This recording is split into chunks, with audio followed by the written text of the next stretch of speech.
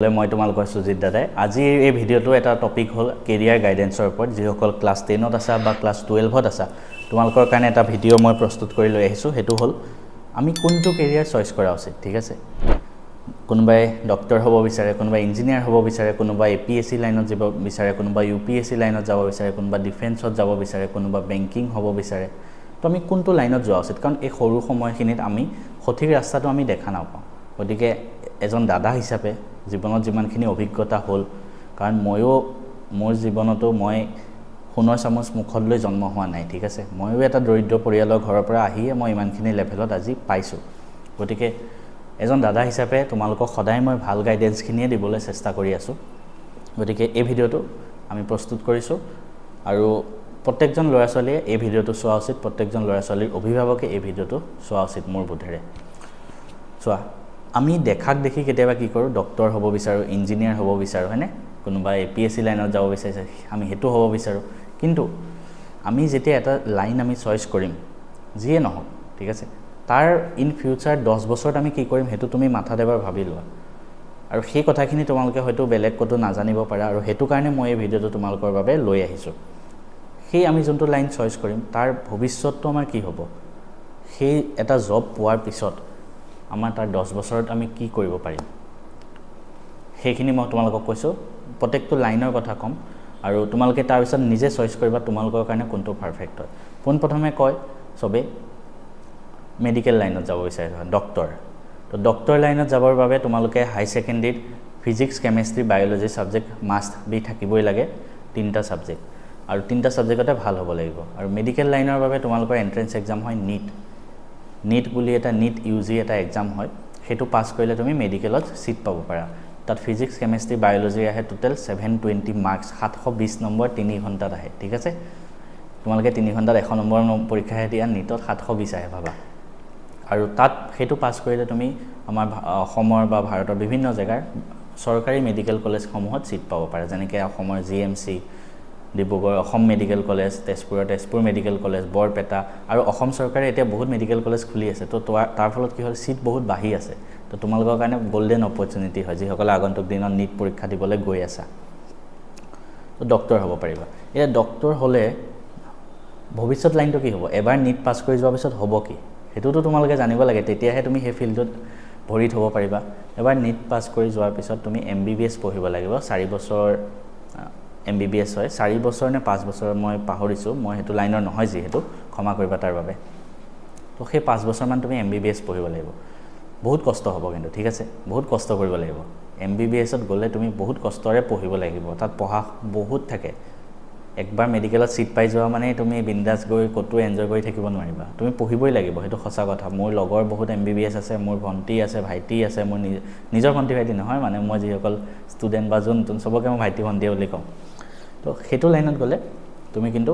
5 বছৰ পুৰা পঢ়িব লাগিব তো 5 বছৰ পঢ়াৰ পিছত তুমি নামৰ আগত ডক্টৰ লিখিব পাৰিবা আৰু তেতিয়া তুমি প্ৰথম ইন্টাৰ্নশিপ কৰিব লাগিব তাৰ পিছত ইন্টাৰ্নশিপ কৰি যিকোনো গভৰ্নমেন্ট মেডিকেলত তোমালোকে ইন্টাৰ্নশিপ কৰিব লাগে তাৰ পিছত তুমি যদি আৰু ভাল ডক্টৰ হ'ব বিচাৰা তেনেহলে তুমি পিজি দিব লাগিব পোষ্ট গ্ৰেজুৱেট যেনেকৈ তুমি ডিগ্ৰী কৰাটো ইউজি বুলি কয় মাষ্টাৰ্ছ কৰাটো পিজি বুলি কয় ঠিক তেনেকৈ ইয়াত মেডিকেল লাইনতো পোষ্ট গ্ৰেজুৱেট দিব লাগিব তো পোষ্ট গ্ৰেজুৱেট এনি যতে পাই না যায় হেতু কাৰণে তুমি আকৌ তেতিয়া নীট দিব লাগিব এতিয়া নহয় 5 বছৰ নীট পঢ়াৰ পিছত মানে এমবিবিএছ পঢ়াৰ পিছত তেতিয়া পিজি দি তুমি ভাল মেডিকেল কলেজত গৈ পিজি পাস কৰিব লাগিব তেতিয়া তুমি এজন নাম থকা ডক্টৰ হ'ব পাৰিবা তো সেই প্ৰসেসটো হওঁতে কিন্তু সময় লাগিব তোমালোকে যদি ধৈৰ্য আছে তোমালোকৰ যদি পঢ়াৰ সেই মানে একদম পুৰা উৎসাহটো আছে তেনেহলে তোমালোকে হেতু লাইনত যাব পাৰা সো 5 বছৰ এমবিবিএছ আৰু 2-3 বছৰ পিজিত ধৰি লোৱা টোটাল 7-8 বছৰ লাগিব তাৰ মানে তুমি 18 বছৰ ধৰি ললো কোনোবাই নীটত সিট পালে বা 19 বছৰত পালে 7 বছৰ ধৰি ললো 26-27 বছৰ মানলৈকে তুমি পিজি পাস কৰি ওলাই আহিবা তো তুমি সেটেল হওঁতে 27 বছৰ মান তোমাৰ লাগি যাব ঠিক আছে তাৰ পিছত একবাৰ সেটেল হোৱাৰ পিছত তোমাৰ কিন্তু লাইফটোত আৰু বেলেগ একো টেনচন ল'ব নালাগে এজন ডক্টৰৰ কিমান স্যালাৰি কিমান পইচা হেতু সবেই জানে ঠিক আছে এজন ডক্টৰ হৈ গলে তোমাৰ জীৱনটো সিকিউৰড আৰু জবটো তোমাৰ সিকিউৰড হয় তোমাৰ লাইফটো সিকিউৰড হয় তোমাৰ পইচা তোমাৰ ওচৰত বহুত থাকিব তুমি দেশৰ সেৱা কৰি থাকিবা এজন চিকিৎসক মানে কিমান ভাল কথা হয়নে তো তুমি মানুহৰ সেৱা কৰি থাকিব পাৰিবা কিন্তু হেতুৱে কথা ডক্টৰ হ'লে কিন্তু পাৰ্সোনেল টাইম বহুত কম পায় তুমি নিজৰ ফ্যামিলিক বহুত কম টাইম দিব পাৰিবা মোৰ চিনাকি বহুত ডক্টৰ আছে এনেকুৱা তেজপুৰ মেডিকেল কলেজত তেওঁলোকে ফ্যামিলিক বহুত কম টাইম দিব পাৰে কিন্তু তেওঁলোকে সমাজৰ কাৰণে সেৱা কৰি আছে গতিকে আমি তেওঁলোকৰ ওচৰত সদায় ৰেসপেক্ট তেওঁলোকক দিব লাগে তো তোমালোকৰ ওপৰত কথা তোমালোকে যদি নিজৰ ফ্যামিলিক টাইম নিদি গোটে সমাজক দিব বিচাৰিছা তেনেহলে হেতুত যাব পাৰা ঠিক আছে নেক্সট আমি আৰু এটা লাইনৰ কথা পাতিম হেতু হল ইঞ্জিনিয়াৰিং এটা ইঞ্জিনিয়াৰিং বহুতে দিব বিচাৰে মই যেনেকৈ ইঞ্জিনিয়াৰ আছিলো তো বহুতে কয় আপুনি মেডিকেল কিয় নিদিলে মই প্ৰথম জনটো ৰিজন কলো হেতু কাৰণে মই মেডিকেল দিয়া নাছিলো মোক সোনকালে সেটেল হ'ব লাগে লাইফত মই মানে ইমান বেছি পঢ়ি বেয়া পাওঁ মই মুখস্থ কৰি বেয়া পাওঁ বা প্ৰত্যেকৰ বেলেগ বেলেগ ভাল পোৱা বেয়া পোৱা থাকে মই ইয়াত কাকো অসন্মান কৰা নাই ঠিক আছে তো মই মানে বেছি মুখস্থ কৰি বেয়া পাওঁ মই অংক কৰি ভাল পাওঁ ফিজিক্স কৰি ভাল পাওঁ হেতু কাৰণে নামটোৱে মেথছ এণ্ড ফিজিক্স আব আমাৰ সো কি হল তুমি মই হেতু কাৰণে বিটেক লাইনত গলো বিটেক ইঞ্জিনিয়াৰিং কৰিব হলে তুমি কি হ'ব তুমি ইঞ্জিনিয়াৰিংৰ বহুত কেটা এন্ট্ৰেন্স থাকে ঠিক আছে তুমি ক্লাস 12 ত তোমাৰ ফিজিক্স কেমিষ্ট্ৰি ম্যাথছ থাকিব লাগিব ঠিক আছে আৰু ক্লাস 12 ত একেটা তোমাৰ সাবজেক্ট থাকিলে তুমি ইঞ্জিনিয়াৰিং এন্ট্ৰেন্স দিব পাৰা এটা ইঞ্জিনিয়াৰিং এন্ট্ৰেন্স কি থাকে এটা আছে JEE এডভান্স যোনটো পাস কৰিলে তুমি IIT বিলাকত সিট পোৱা IIT হল ইন্ডিয়াৰ টপ লেভেল ইঞ্জিনিয়াৰিং ইনষ্টিটিউট আমাৰ অসমত আছে IIT গুৱাহাটী তাৰ পিছত সেকেন্ড লেভেল যোনটো হয় হেতু হল JEE মেইনছ যোনটো মই পাস কৰিছিলো ইন মাই ফাৰ্স্ট অটেম্প্ট হেতু পাস কৰিলে তুমি NIT বুৰত সিট পোৱা IIT তলত NIT বুৰ আছে NIT আমাৰ অসমত শিলচৰত আছে যৰ পৰা মই পাস কৰিছিলো তাৰ তলত ষ্টেট ইঞ্জিনিয়াৰিং কলেজ বিলাক আছে ষ্টেটৰ আমাৰ অসমৰ ইঞ্জিনিয়াৰিং কলেজ যেনে Assam engineering college Golaghat engineering college Jorhat সেইবিলাকৰ কাৰণে CEE এটা এক্সাম হয় CEE এতিয়া চোৱা IIT টপ লেভেল গতিকে তাৰ এন্ট্ৰেন্সটো সবতকে টান হ'ব JEE এডভান্স JEE মেইনছ তাতকৈ অকমান কম টান হ'ব কাৰণ NIT আৰু অসমৰ ইঞ্জিনিয়াৰিং কলেজ কেখন তলত আছে গতিকে হেতু এন্ট্ৰেন্সটো আৰু সহজ হ'ব তো হেতু হিচাপত তোমালোকে নিজে ভাবিব পাৰা এটা ইঞ্জিনিয়াৰিংত গলে কি হয় 4 বছৰ ইঞ্জিনিয়াৰিংত বহুত কেটা ব্ৰাঞ্চ থাকে কেনেকুৱা ব্ৰাঞ্চ আৰু সো এটা কথা কম প্ৰাইভেট ইঞ্জিনিয়াৰিং কলেজ বহুত আছে মানুহে কয় ন ইঞ্জিনিয়াৰ বহুত আছে আজিকালি কিন্তু সেইবিলাক সব প্ৰাইভেট ইঞ্জিনিয়াৰিং কলেজৰ পৰা পাস কৰা ইমান গাল যত মানুহে কয় এনে বহি আছে সেইবিলাক প্ৰাইভেটৰ পৰা পাস কৰা যদি তুমি একো পঢ়া শুনা নাই তুমি যদি একো এন্ট্ৰেন্স পাস কৰিব নোৱাৰিলা তেনেহলে প্ৰাইভেটত গৈ ইঞ্জিনিয়াৰ পঢ়িব পাৰা ঠিক আছে ইয়াতো মোক আকো কোনেও যাতে দাই দুখ নধৰে মোৰ ভিডিও বিলাক সোনকালে ভাইৰেল হৈ যায় মোক আকো অসন্মান কৰা নাই মই এজন এডুকেটৰ হিচাপে মোটিভেটৰ হিচাপে হসা কথাটো কবই লাগিব গতিকে মইতো লৰাছলি কেতেও এটো মোটিভেট কৰিব নোৱাৰে যে তোমালোকে ইঞ্জিনিয়াৰিং একো এন্ট্ৰেন্স দিব নালাগে জাস্ট প্ৰাইভেট কলেজত গৈ এডমিশন লৈ লোৱা প্ৰাইভেটত কিন্তু বহুত টকা যায় বহুত টকা খৰচ হয় ঠিক আছে কিন্তু বাকি যদি IIT NIT বা আসাম ইঞ্জিনিয়াৰিং এবিলাকত দুখিয়া লৰাছলি হলে স্কলাৰশিপ বহুত পায় তাতে গতিকে হেতু ক্ষেত্ৰত তোমালোকে চিন্তা কৰিব নালাগে এতিয়া চোৱা ইঞ্জিনিয়াৰিংত বহুত ব্ৰাঞ্চ থাকে কম্পিউটাৰ সায়েন্স থাকে ইলেক্ট্ৰনিক্স থাকে মেকানিক্যাল থাকে সিভিল থাকে তাৰ পিছত তোমাৰ ইলেক্ট্ৰনিক্স এণ্ড ইনস্ট্ৰুমেন্টেশন থাকে তাৰ পিছত আৰু কি থাকে হেকেটাই থাকে মোৰ ব্ৰাঞ্চ আছিল ইলেক্ট্ৰনিক্স এণ্ড কমিউনিকেশ্যন ইঞ্জিনিয়াৰিং এতিয়া তাত পাৰ জব কি পায় ইঞ্জিনিয়াৰিং বিটেক এবাৰ পাস কৰাৰ পিছত তুমি বিটেক পাস কৰিলা বিটেক পাস কৰি তুমি ইঞ্জিনিয়াৰ বনিব পাৰিবা এটা ইঞ্জিনিয়াৰ জব ক'ত পায় যিবিলাক দামী দামী কোম্পানী সিহঁতৰ পৰা IT সেক্টৰ জব পায় যেনেকৈ কম্পিউটাৰ সায়েন্স তাৰ পিছত তোমাৰ ইলেক্ট্ৰনিক্স এণ্ড ইনস্ট্ৰুমেন্টেশন এই তিনটা ব্ৰাঞ্চত বেছিকৈ IT সেক্টৰ জব পায় মানে মই যোনটো সেক্টৰ আছিল যোনটো ডিপাৰ্টমেন্ট আছিল তাতে IT সেক্টৰত পায় যেনেকৈ অসমত হেনেকুৱা নাই তুমি অসমৰ বাহিৰত থাকিব লাগিব স্যালাৰি কিন্তু বহুত ভাল স্যালাৰি পাবা মাহত 2 লাখ 3 লাখ হিমান টকা স্যালাৰি পোৱা মোৰ লগৰ ফ্ৰেন্ড আছে বেংগলোৰত থাকে আৰু যদি বলে তোমাক গভৰ্নমেন্ট জবে লাগে অসম চৰকাৰৰ APSC আন্ডাৰত এসিস্ট্যান্ট ইঞ্জিনিয়াৰ জব ওলাই APDCL ত ওলাই এসিস্ট্যান্ট ইঞ্জিনিয়াৰিংৰ জব তো তুমি যদি হেখিনি ইঞ্জিনিয়াৰিং জব দিব বিচাৰা স্যালাৰি অলপ কম হ'ব পাৰে 50-60,000 মান হ'ব পাৰে বাট তুমি এজন গেজেটেড অফিচাৰ লাইনত হবা আৰু তুমি অসমতে থাকিব পাৰিবা প্ৰমোশনো হেতু হিচাপত হৈ যাব অসমৰ PWD ইঞ্জিনিয়াৰ ওলাই PNRD ওলাই হেবিলাক APSC আন্ডাৰত ওলাই মোৰ বহুত দাদা বাইদেউ তাতে আছে মোৰ লগৰ ল'ৰা ছোৱালীও NIT পৰা পাস আউট তাতে আছে তাতে বেছিভাগ পোষ্ট সিভিলৰ ওলাই মেকানিক্যালৰ ওলাই আৰু ইলেক্ট্ৰিকেলৰ ওলাই এই তিনটা ব্ৰাঞ্চৰ বেছি পোষ্ট ওলাই APDCলত বেছিকৈ কিন্তু ইলেক্ট্ৰিকেলে ওলাই আৰু সিভিল মেকানিক্যাল একেটাই ওলাই ঠিক ইঞ্জিনিয়াৰিংৰ কথা কলো তাৰ উপৰি তুমি যদি হায়াৰ ষ্টাডিজ কৰিব বিচাৰা কোনোবা MTech কৰে হয়নে কোনোবা PhD কৰে সেইবিলাক কিয় কৰে কাৰণ MTech PhD কৰি তেওঁলোকে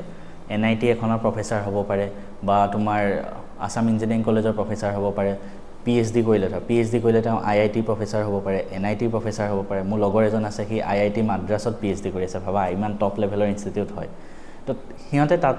PhD কৰি আছে আৰু PhD কৰি থাকোঁতে কিন্তু গভৰ্ণমেণ্টৰ পৰা স্কলাৰশ্বিপো পায় সিহঁতে গভৰ্ণমেণ্টৰ পৰা স্কলাৰশ্বিপ যিমান পায় ন সিমানখিনি আমাৰ অসমৰ এজন অফিচাৰে নাপায় মানে ঠিক আছে আসাম গভৰ্ণমেণ্টৰ তো সিহঁতে সিমানটো লেভেলৰ স্কলাৰশ্বিপ পায় তো তুমি পঢ়ি থাকোঁতে এইখিনিও পাবা তাৰ লগে লগে তুমি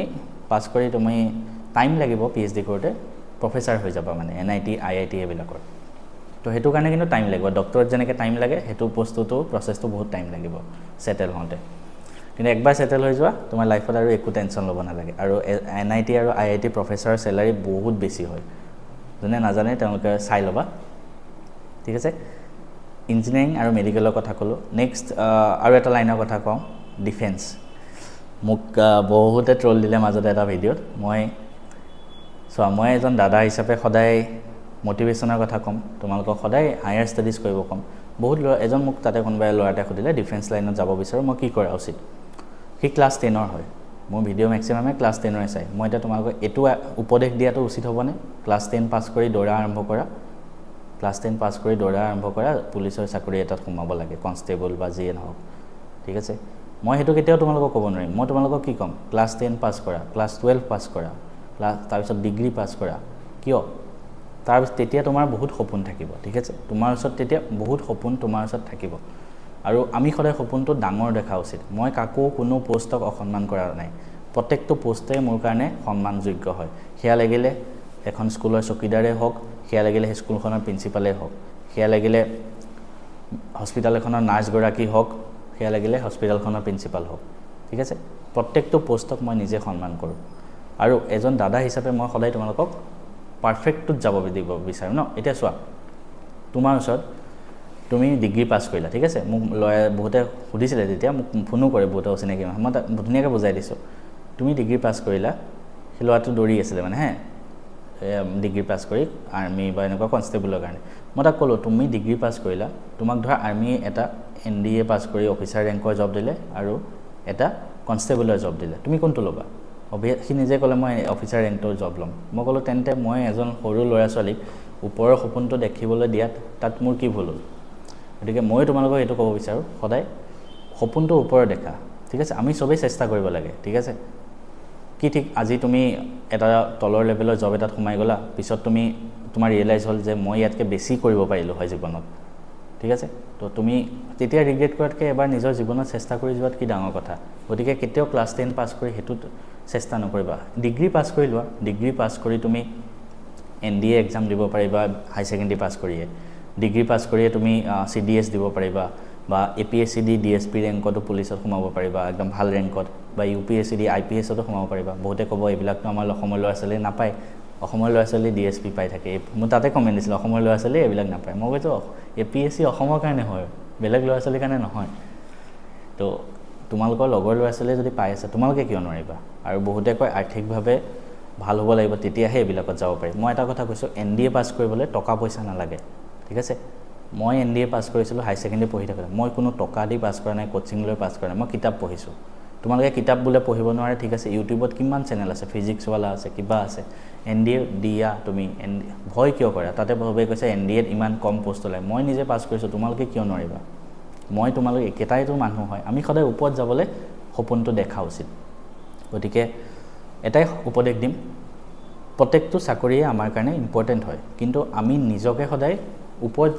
নিবলৈ চেষ্টা কৰিব লাগে কাৰণ আমাৰ নিজৰ যোনটো এবিলিটি সেইটো বহুত বেছি হয় আমি নিজে নাজানো আমাৰ নিজৰ এবিলিটি কিমান আজি তুমি যিকোনো আৰ্মি বা সেইবিলাকত যোৱা তুমি যিবিলাক হাই ৰেংকৰ মানুহ বেছিভাগ অসমীয়া মানুহ বহুত কম থাকে তাত বাহিৰৰ মানুহ বেছি থাকে কিয় কাৰণ আমি ভয় কৰোঁ আগুৱাই যাবলৈ সেইটো নকৰি যদি আমি সৰুৰ পৰাই চেষ্টা কৰোঁ ল'ৰা ছোৱালীক উৎসাহ দিওঁ কি ঠিক মই যিকেইজন ল'ৰা ছোৱালীক উৎসাহ দিলোঁ তাৰ পৰা এজনো যদি আৰ্মি অফিচাৰ বনিব পাৰে হয়নে নহয় কোৱাচোন হয়তো থাকিবও পাৰে তাতে ইমান চোকা ল'ৰা ছোৱালী থাকে আজিৰ দিনত তোমালোকে কিয় নোৱাৰিবা ঠিক আছে তো এইটো লাইনত তুমি সেনেকৈ যাব পাৰিবা নেক্সট আহে বেংকিং যোনটো মই কৰি আছোঁ বেংকিং লাইনৰ কথা এক্সট্ৰাকৈ এদিন ক'ম মোৰ দা অসমীয়া বেংকাৰ বুলি এটা চেনেল আছে ডেছক্ৰিপশ্যনত লিংক দি দিম জইন কৰি ল'বা তাত মই দিম বহুত দীঘলীয়া ভিডিঅ' হৈ যাব ছেকেণ্ড পাৰ্ট এটা অতি সোনকালে লৈ আহিম